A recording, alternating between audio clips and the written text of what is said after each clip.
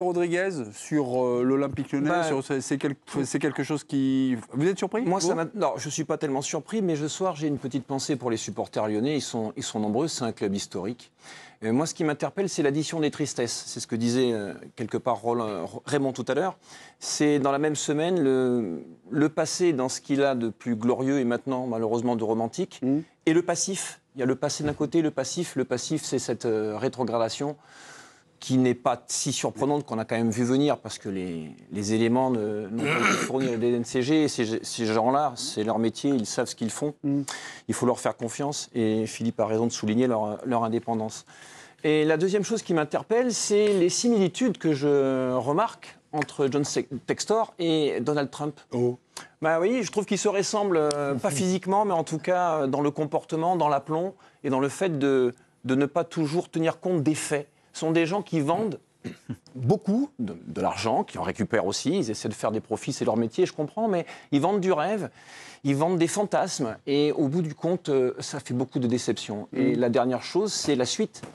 Si ce système Textor s'effondre, et c'est quand même ce vers quoi on se dirige, sauf être repris par le col à la dernière seconde, mais je ne vois pas comment en 7 jours on peut fournir ce qui n'a pas été capable d'être fourni en 7 mois.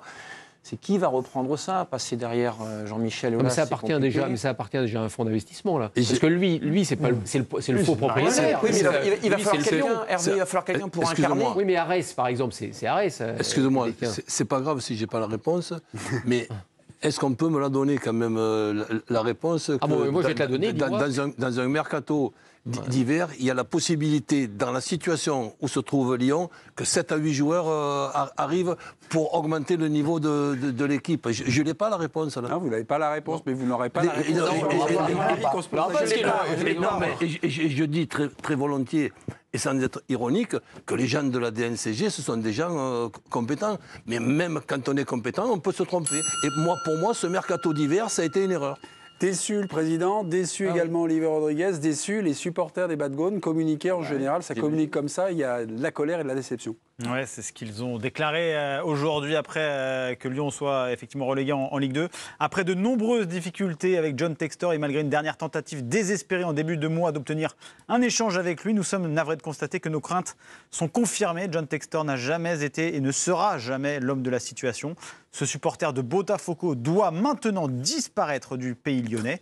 Nous appelons ces nombreux créanciers à reprendre la main et redonner les clés de l'OL à quelqu'un qui saura respecter notre institution et laver les nombreux affronts qui lui ont été faits. Voici l'extrait que je cite. Un autre homme en colère, celui aussi qui symbolise les grandes allées lyonnaises, c'est l'ancien joueur, le consultant sur Canal, Sidney Govou, qui est en colère. Ouais, il a tapé fort dans le Parisien ce soir. En 2 ans, John Textor a tout saccagé. Aujourd'hui, je suis en colère, je suis surpris et énervé. Encore une fois, John Textor nous a enfumé, cela ne passe pas. C'est un beau parleur, toujours de belles paroles, mais à l'arrivée, les actes ne suivent pas. Quand le président fait autant de sorties en disant de ne pas s'inquiéter, car il a l'argent, on est tenté de croire les gens.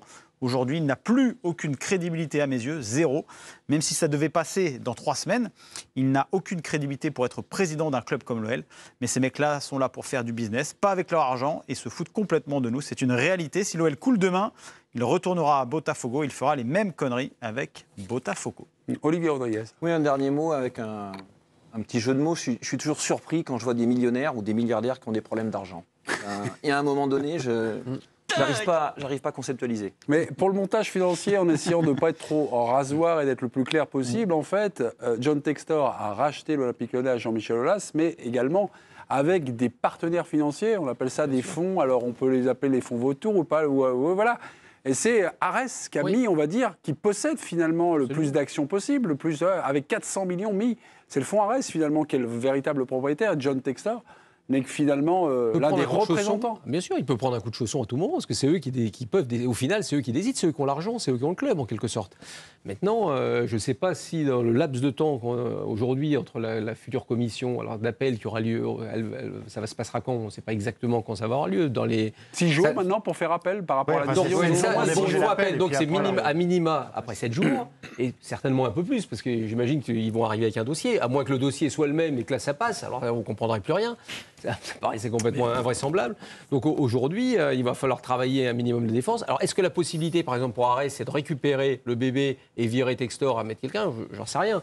Moi, ça me paraît compliqué. Oui, mais c'est pas ce qui fera que l'OL reviendra en première division. Bah, sauf s'ils arrivent non, avec c'est l'argent. La somme qu'il faudrait, par exemple, Fofana, il faudrait le vendre combien pour que Lyon soit sauvé? C'est ce qu'on ne sait pas, justement.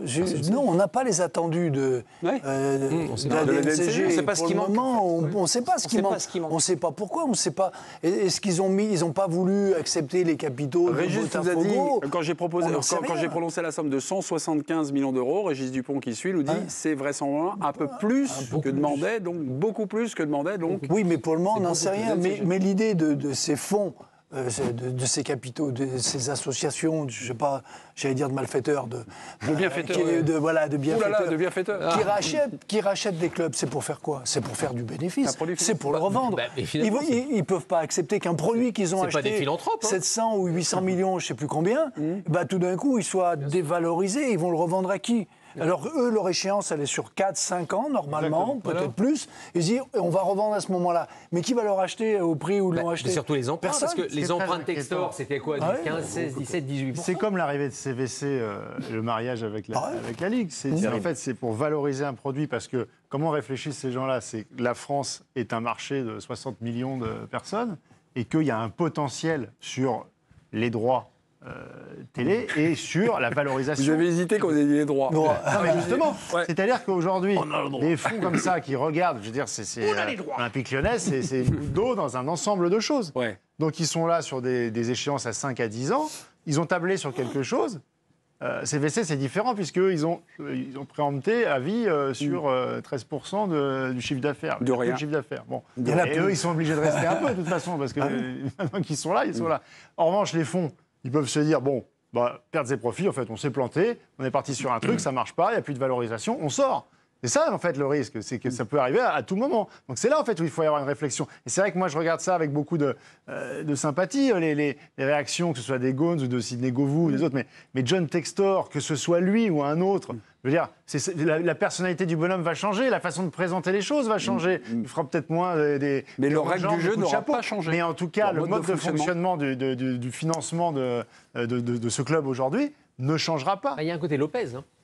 Ben bien sûr, c'est pour ça que je faisais l'amalgame. Mais ce qui est assez drôle dans l'affaire, ce que disait Régis, ce que disait Régis, c'était intéressant quand il parle de Mikeler qui n'était pas. Alors je ne sais pas comment ça se passe généralement ce type de commission. C'est Jean-Marc Mikeler, le président de la DNCG. Jean-Marc Mikeler. Je ne sais pas exactement comment ça se passe, mais le fait qu'il soit sorti, est-ce qu'il n'a pas voulu non plus qu'on personnalise le débat? Parce qu'à un moment, ça devenait Mikeler contre Lyon. Textor. Et donc en sortant du jeu, en laissant d'autres décider, lui dans ces cas-là, il ne se pouvait pas. Ce qui prouve d'ailleurs qu'il n'est quand même pas le seul à décider. Enfin, c'est toujours le cas. C'est une commission qui décide. Oui, bien sûr. Une personne. C'est pas seul. Mais le fait qu'il ne soit même pas, on ne peut pas l'accuser. Olivier Rodriguez. Moi, je vois un seul bon côté à cette histoire.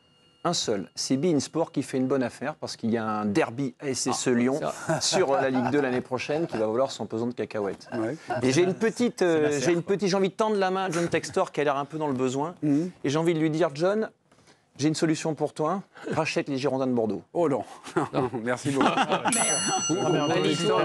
Gérard Lopez. On peut aussi se dire que ce soir, il y a un club comme Reims qui ne sait pas ce qui va se passer. Quoi. À qui profite la relégation, rétrogradation en Ligue 2 de Lyon au Stade de Reims? Oui, effectivement, pour l'instant, c'est Reims, le barragiste battu par Metz, qui pour l'instant reprendrait l'ascenseur pour la Ligue 1, évidemment en attendant les différents appels de l'Olympique Lyonnais. Jean-Pierre Caillot, son président, mais les finances de Reims ne sont pas au beau fixe. On parlerait d'un trou de 15 millions d'euros. Alors, ils sont passés aujourd'hui à la DNCG. Et ils sont passés aujourd'hui à la DNCG. Pour la Ligue 2. Oui, mais pour la Ligue 2. Oui, pour la Ligue 2. Ah non, mais c'est pas pareil. Parce que c'est pas tout à fait les mêmes budgets. Donc là, ils sont passés pour la Ligue 2. Il faudrait peut-être repasser pour la Ligue 1. Parce que le budget étant supérieur, est-ce qu'ils ont les moyens ou pas? Juste une petite chose, une question. Si Lyon est exclu, est-ce qu'ils vont en Coupe d'Europe ou pas? Est-ce qu'ils peuvent aller en Coupe d'Europe en étant en Ligue 2 ou pas? Normalement, oui. Oui, c'est arrivé que des clubs... Pas de licence UEFA, donc, d'après Régis Dupont. A priori, pas de licence UEFA, donc pas de Coupe d'Europe. Donc c'est Lens, dans ces cas-là, qui était juste derrière Exactement, ce serait Lens. Mes amis, fin de ce feuilleton pour ce soir de l'Olympique Lyonnais. Je rappelle que l'Olympique Lyonnais a été rétrogradé par la DNCG ce soir en Ligue 2.